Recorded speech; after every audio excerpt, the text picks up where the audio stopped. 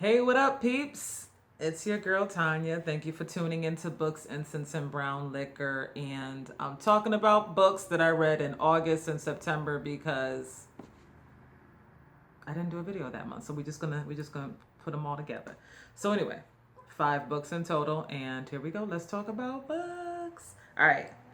The first book I read in August was Queenie by Candace Carty Williams. I already went in on this book. I'm not going to go into detail. Basically, Queenie is going through a breakup, and in the process, she finds herself, and that's me putting it in the clean, quick, edited version. I'm not even getting into all of that again. All right.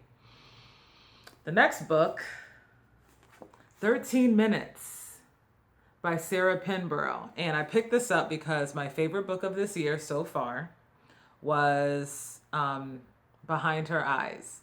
And so ever since when I read an author and I love their writing, I try to pick up everything that they wrote. So this is a young adult book. I was dead for 13 minutes and I want to know why. Basically, she's found in the river. Natasha is found in the river, dead. Okay, on site. She's revived. For a while, she can't remember what happened, so it's a mystery. She suspects the people closest to her for being responsible for what happened. They're acting real shady and secretive. But as usual in the Sarah Pinborough novel, it's never who you think it is. Ever. So yeah, do I recommend it? Yes. Loved it. It was good. Moving right along. My next book was She Would Be King by Waiyetu Moore. This is the story about 3 people. This is like during slavery, and it's the story of 3 individuals who have very special abilities. One has superhuman strength, one has the ability to make himself unseen, and one has the ability to not die. And how the story is broken down, it tells their individual stories and then how the 3 stories merge. So at first I was kind of confused. I was like, I don't know about this. But it ended up being a really beautiful book. I liked it.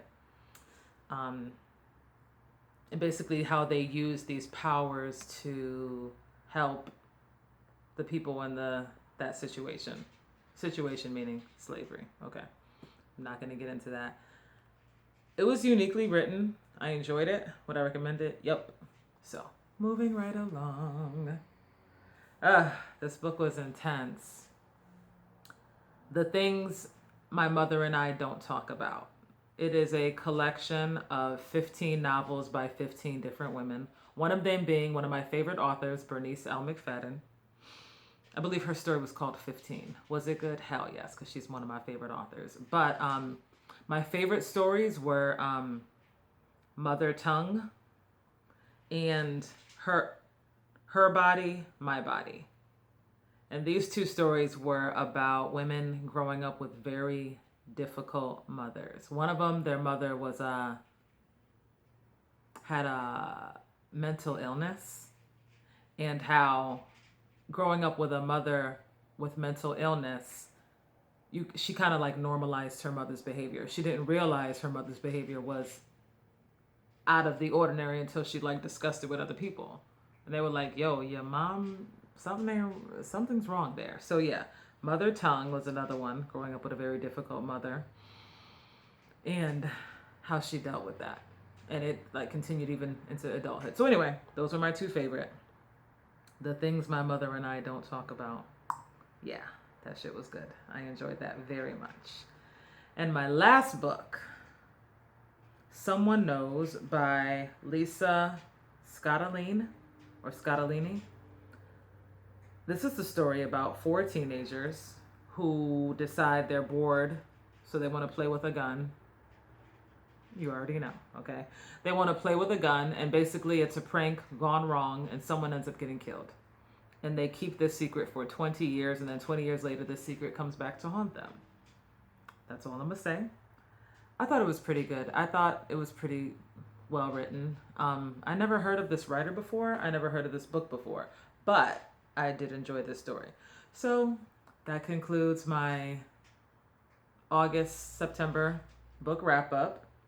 Thank you for watching, and I wish you good reading. Bye.